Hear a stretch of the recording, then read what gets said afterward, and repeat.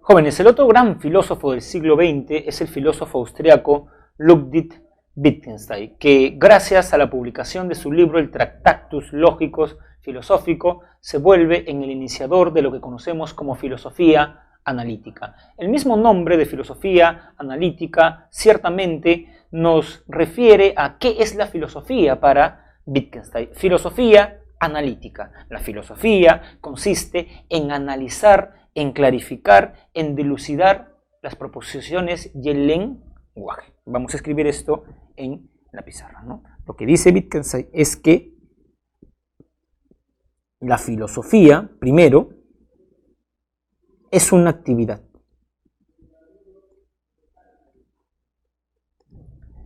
Esta primera parte es importante porque Wittgenstein dice que la filosofía no es una ciencia.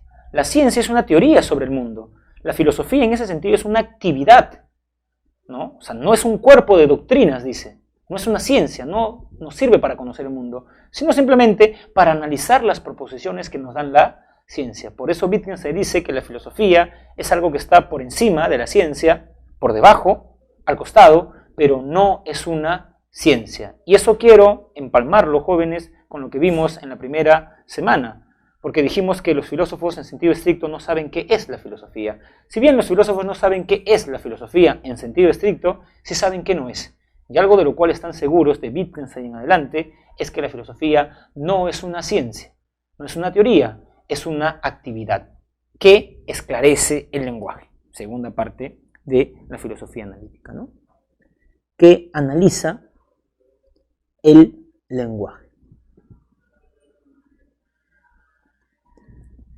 Claro, uno de ustedes se podría preguntar, profesor, pero ¿no que los filósofos analizan pensamientos? Bien, supongamos que es así. La pregunta es, ¿cómo ustedes conocen los pensamientos de Platón? A través del lenguaje. ¿Cómo ustedes conocen mis pensamientos? ¿Mirándome? No, cuando yo articulo o sea, expreso mis pensamientos. O cuando escribo un libro. Quiero conocer cómo pensaba Platón, leo. O sea, Platón expresó sus pensamientos a través del lenguaje. Por eso Wittgenstein dice que el filósofo debe analizar el lenguaje porque las personas transmiten su conocimiento de la realidad a través del lenguaje. Primer punto. Y segundo punto, nos podríamos preguntar cómo así el lenguaje transmite el conocimiento de la realidad. Y para que transmite el conocimiento de la realidad, el lenguaje y la realidad deben tener algo en común. Y Wittgenstein dice que lo que tienen en común es la famosa forma lógica, ¿no? Entonces, entre lenguaje y mundo o realidad existe lo que Wittgenstein llamaba forma lógica.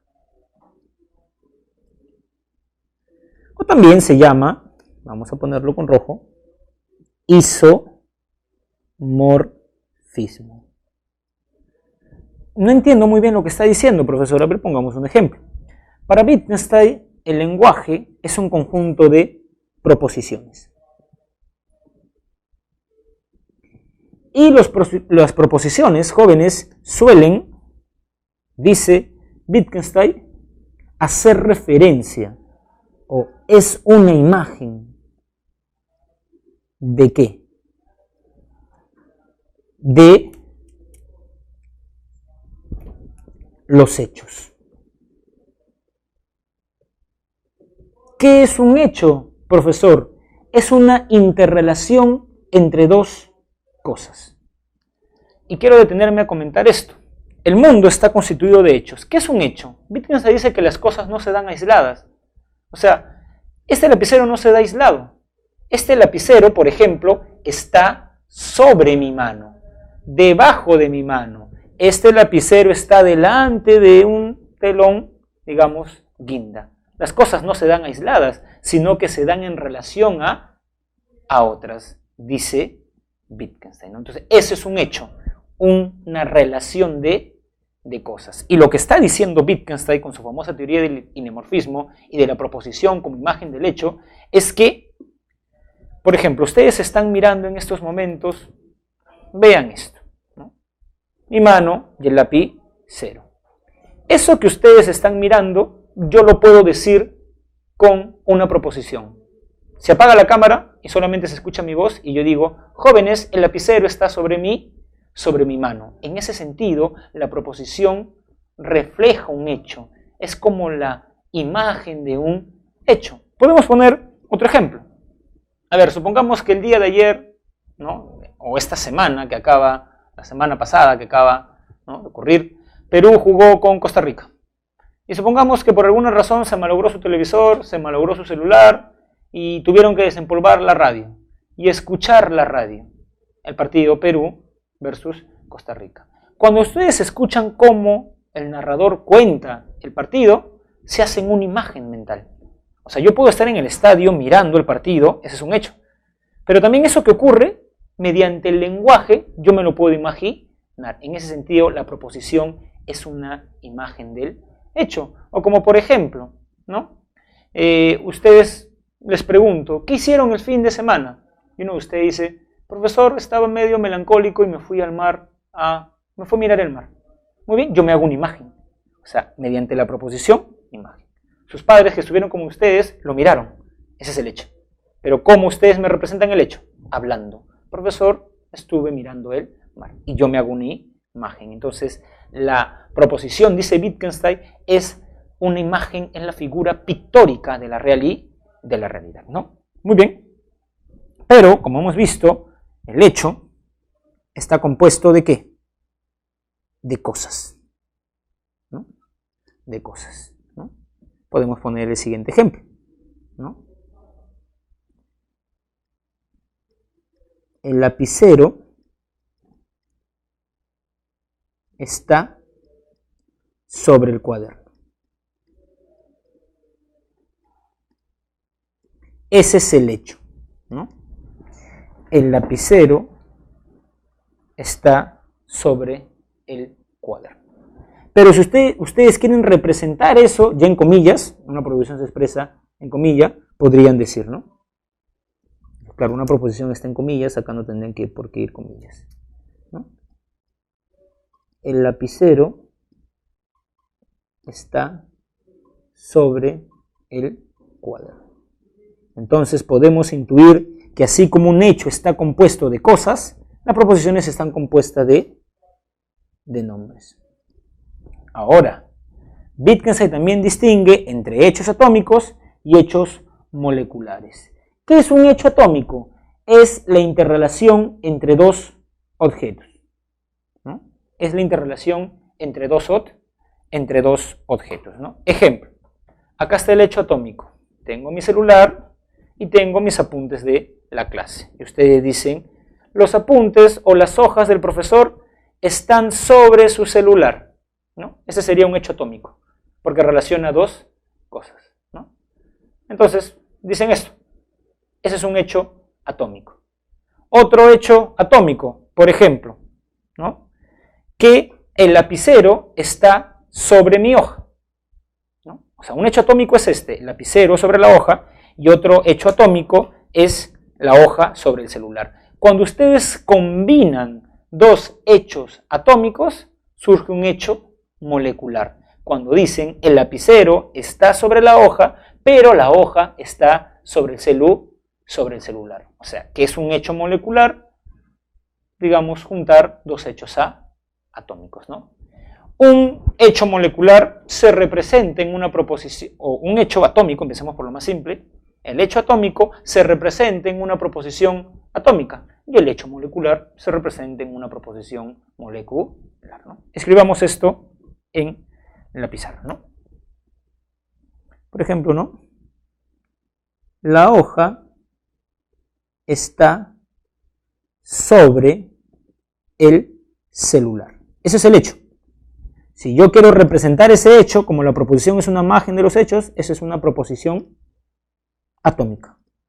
Ahora, si yo junto dos hechos moleculares, en el ejemplo sería la hoja está sobre el celular.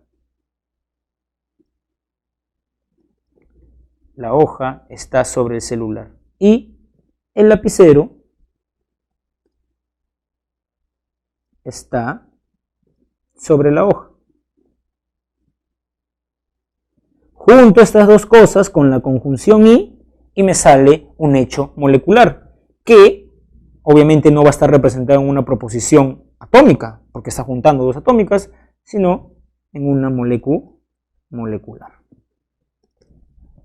Sé que un alumno del centro pre estudia. Y un día voy, digamos, a una pizzería y lo veo que trabaja. Hechos moleculares. El alumno Pedro, Pedro Sánchez, trabaja. Hecho molecular y proposición molecular. El alumno Pedro Sánchez estudia. Cuando junto esas dos cosas y digo el alumno Pedro Sánchez estudia y trabaja, eso es un hecho molecular y es una proposición molecular. Ahora, otra distinción, jóvenes, interesante de Wittgenstein, que está en su separata y por eso la voy a desarrollar, es la diferencia entre proposiciones y pseudoproposiciones. ¿Qué es una proposición para Wittgenstein? A ver, vamos a escribirlo en la pizarra. Una proposición es un enunciado que puede ser verdadero o falso. Esa es su definición.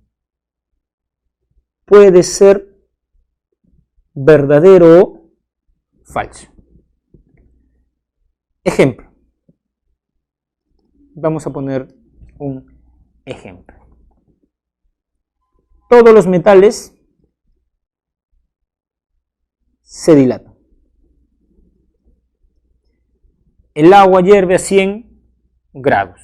Esa es una proposición. Puede ser verdadero o falso. Lima es la capital de Europa. Es falso, pero tú puedes determinar que es falso. Pero hay enunciados, dice Wittgenstein, que tienen la apariencia de ser proposiciones.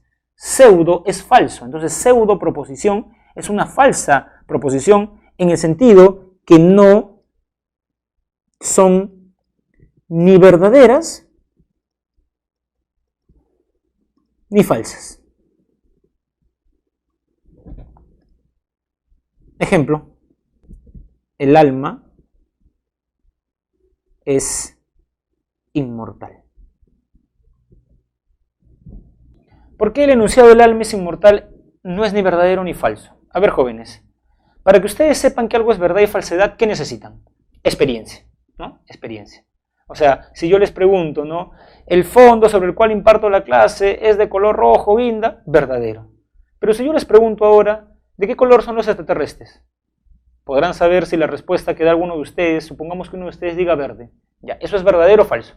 No se sabe, porque no tenemos experiencia de los extraterrestres. Entonces, solo hay verdad y falsedad donde hay experiencia. Pero precisamente los enunciados de la metafísica, meta, más allá, physis, más allá de nuestros sentidos, de lo físico, van en contra de esto. Dios es bueno. Eso no se sabe si es verdadero o falso. Y por eso Wittgenstein asocia las proposiciones con la ciencia y las pseudoproposiciones con la metafísica. Y he ahí la razón de por qué Wittgenstein critica la metafísica. Acá está la ciencia. La ciencia te da cosas que son verdaderas o luego pueden ser demostradas que son falsas. Pero en la metafísica no puedes hallar eso.